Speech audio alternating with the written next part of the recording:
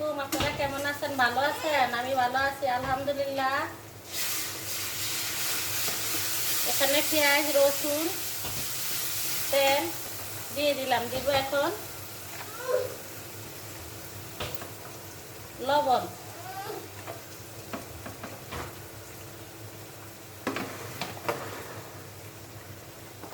দিয়ে দিলাম লবণ।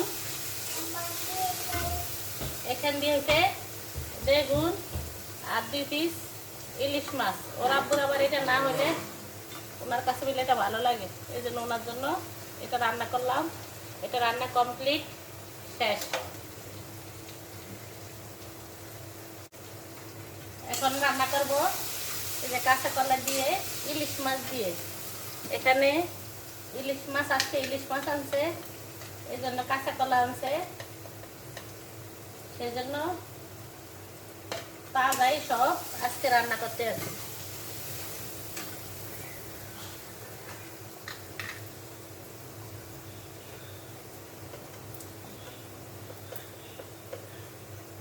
দিয়ে দিলাম মরিচ। এখন দিয়ে দিব মাছের ঝোল।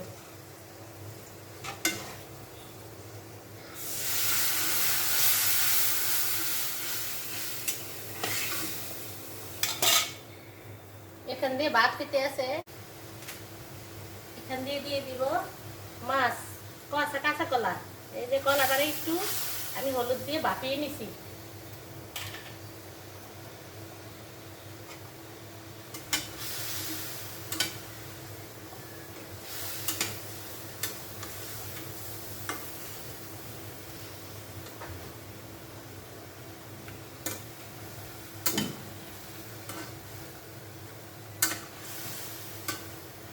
এখনকার কাঁচা কলা জানি কেমন, অন্যরকম অন্যরকম।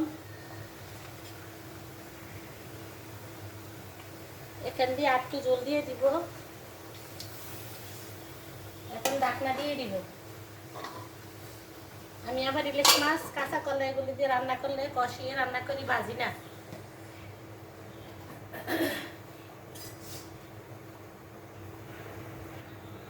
তা আপনারা আমার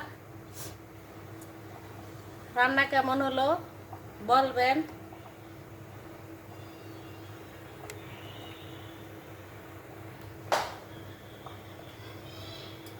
এই যে কলা, এই কাঁচা কলার মধ্যে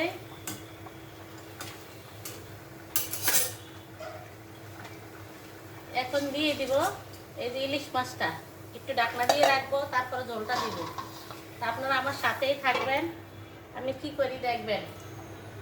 কাঁচা কলা দিয়ে ইলিশ মাছ দিয়ে রান্না করলাম আজকে রাতের তরকারি, আর ইলিশ মাছ দিয়ে বেগুন দিয়ে, আর হলো ভাত। এখানে হয়েছে দুধ। তো সবাই ভালো থাকবেন, আল্লাহ হাফেজ।